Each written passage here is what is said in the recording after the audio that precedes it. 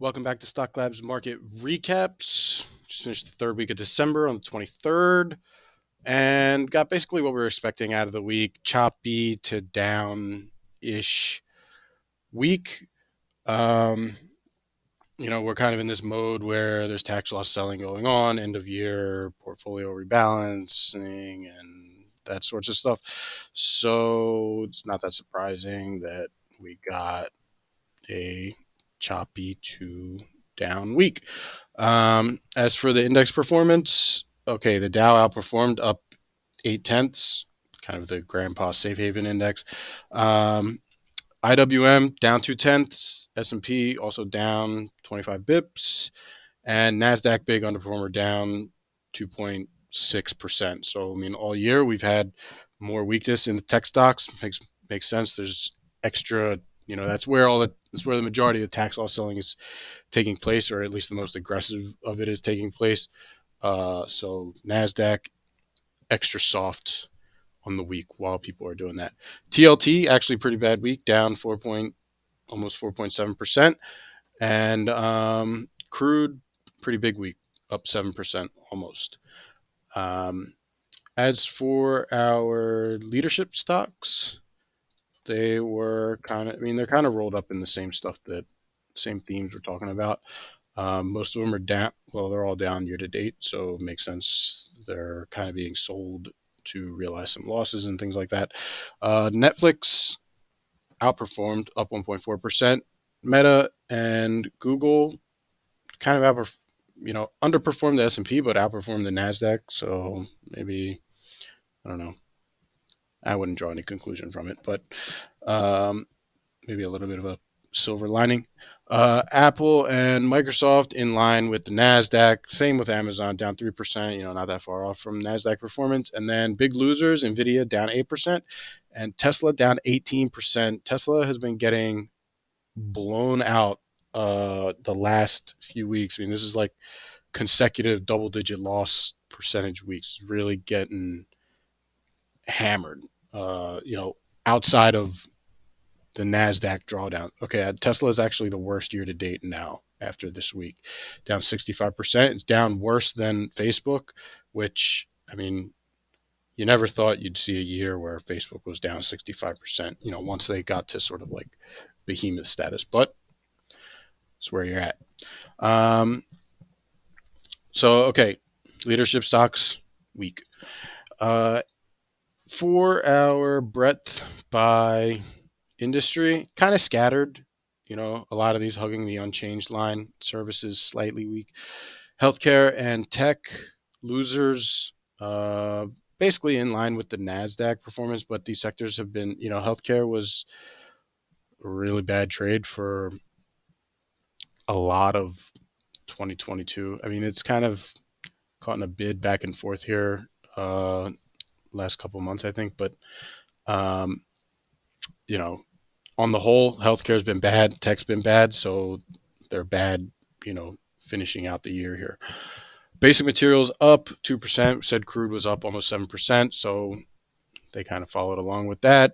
Although I think this materials trade is it's not anything special anymore. It's just sort of bouncing around or whatever. Probably when we start the new year, I think you might see these get hit pretty hard. Like allocations are going to run away from them, but we'll see. It's just a guess. Utilities up 1.6%, a little bit of an outperformer compared to the overall market. And for subsectors, we've got there's a utility one up 7%, and then we've got that's the only one up 5%. I mean, a couple others, if you look down a little further, is oil and gas stuff, some other commodity related things, and that's about it. On the downside, we've got a handful. This is 10, I think 10, down 5%, but nothing too alarming or impressive to point out. Okay, EVs following the Tesla trade, cannabis, perennial loser, solar and alt energy kind of in the same vein, also with the EVs, they're soft. 3D printing, kind of always been a little bit of a scam sector, but down, whatever, and the rest wouldn't draw any conclusions from this. But okay, mostly mixed. You've seen like the losers from the year were down this year. The winner, okay, utilities, I don't think we're a winner this year, but materials were a big winner this year for a lot of this year, so they were up this week at the end of the year. And if we jump into Screener to see our breadth just by, oops, not this, breadth by market cap, we've got 1 to 5 billion. Okay, up 6 basis points. Not bad. Got 5 to 10 billion, up 21 basis points. Pretty good. Actually, those two compared to the IWM outperformed. 10 to 50 billion, large caps up 4/10.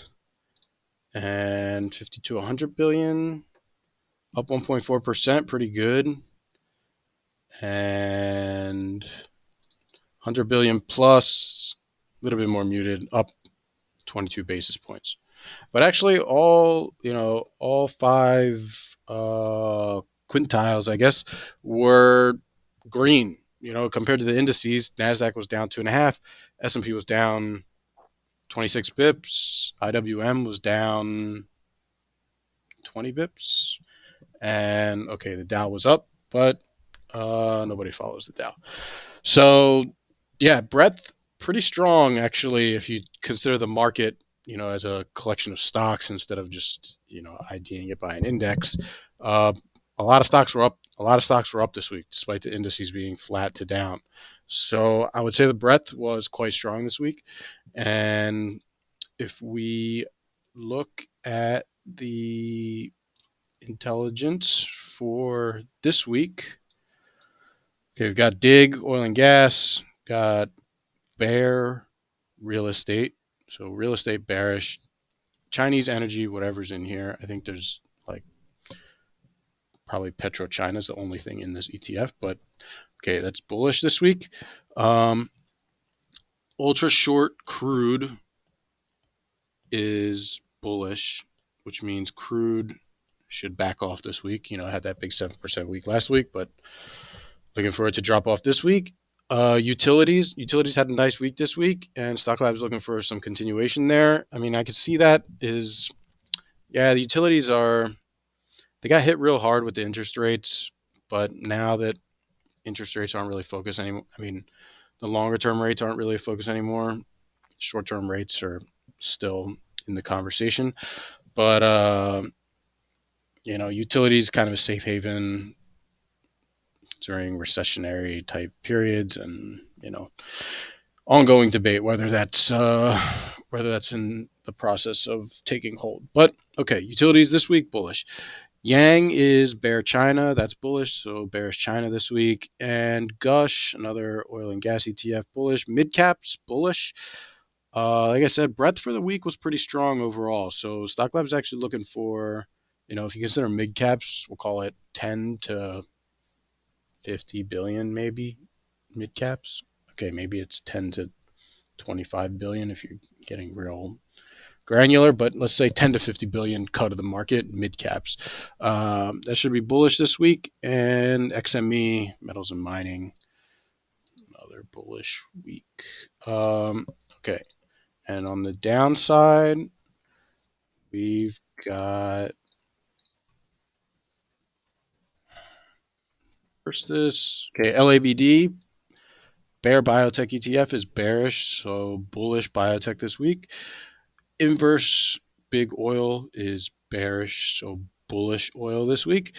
FAS, okay, this is financials, JP Morgan, Goldman, these sorts of stocks, is bearish this week, or are bearish this week. Dust is a bear gold miner ETF. It's bearish, so bullish gold miners, kind of like bullish XME. Consumer discretionary, bearish this week. So think like Amazon, Home Depot, Costco, Target, other retailers. Boyle, okay, natty gas trade has been crazy all year, but especially on the downside in the last few weeks, really come off hard from the year-to-date highs, but should be bullish this week. And okay, some Asia 50 thing. VIX bearish this week, should be supportive of the market overall. And BlackRock ETF, I am just going to ignore that.